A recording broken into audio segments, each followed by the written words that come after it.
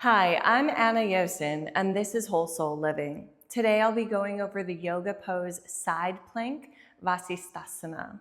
With the side plank, the prerequisites for this are warming up your wrists and your shoulders really well. You want to make sure that you have really stable shoulders that are nice and warm, and as well as the wrists. I've created another video for this specifically for these types of poses. So plank, side plank, down dog, handstand, that sort of thing. So go back and watch that video, warm up your wrists and shoulders, or do your own version and then come back to this before you try it. That being said, let's go ahead and jump on into the side plank. It is kind of a variation of the regular plank, which is just both hands underneath your shoulders, you're facing down. So this one, we're gonna start in that position. Go ahead and find your regular plank here on your hands to start with. So again, I wanna separate the fingers, push into the fingertips, the knuckles, all four corners of the hands. Make sure that the wrists are right under the shoulders. I'm stacking my joints here. And from here, I'm tucking my chin under just a little bit, elongating through the spine, drawing the navel in, pulling in and up on the pelvic floor, pushing the heels out. I want to engage the glutes and make sure the inner abdominal wall is engaged. So I'm doing that thoracic breath. If you haven't watched that video, go and watch that video. From there, the few variations, I'm going to start with the easiest modifications first and then move up to the regular ones. So what you can do if like a regular plank or side plank is too difficult for you, you can come onto your knees, right? So here I'm in basically tabletop. Move the knees back to a push-up position and then walk one hand underneath your heart. And then you can rotate so your hips are stacking right on top of each other.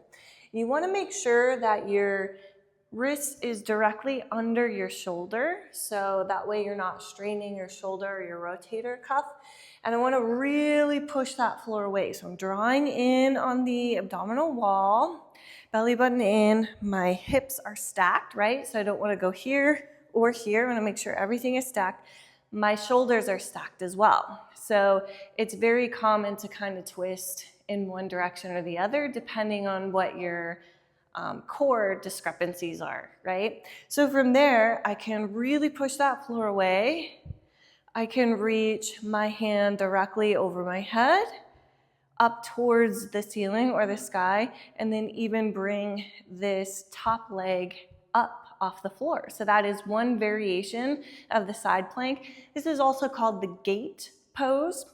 The other variation, if that's too hard or if you've got a wrist injuries, you can bring your elbow down directly underneath your shoulder and then come onto your hip, your knee from there. Again, stacking your hips, stacking your shoulders, drawing that navel in.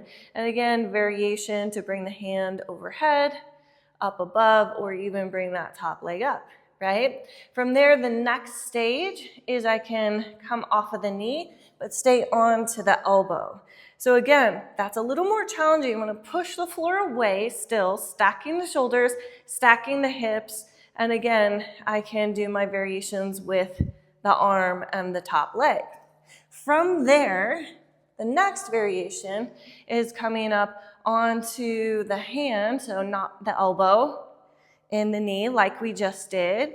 And then the next variation is that full side plank where I'm on my hand and foot, okay? So we wanna really push the floor away, pull up on these, the transverse abdominis, but also the obliques, keeping the hips stacked right on top of each other. And then again, I can have my variations with the arms. So very important to really keep this core engaged and keep those hips coming up with that. Keep breathing. You're going to use that thoracic breath. So we're breathing into the bottom of the rib cage, not the belly. If we expand the belly in poses like this, it kind of makes our core a little bit more relaxed. And we want to keep our core really strong for this. So that is the side plank. And of course, you want to even it out on both sides. You can start with just think about breath as far as yoga goes. We won't necessarily time it like a regular workout, like 30 seconds, but we would do, let's say, stay up there for 2 breaths, stay up there for 3 breaths, stay up there for 4 breaths, so on and so forth. You can even add some dynamic motion with it. For example, bringing the hips down and up, or rotating down like you're threading the needle and then coming back up from there. So there's a lot of variations. With your feet also, you can keep your feet stacked right on top of each other or bring one in front of the other. I like to bring the top foot behind because I tend to roll forward, so that helps me keep a straighter position with that. And again, if it doesn't hurt your neck, tuck that chin under and then look up towards this top hand. And then you can come out of that.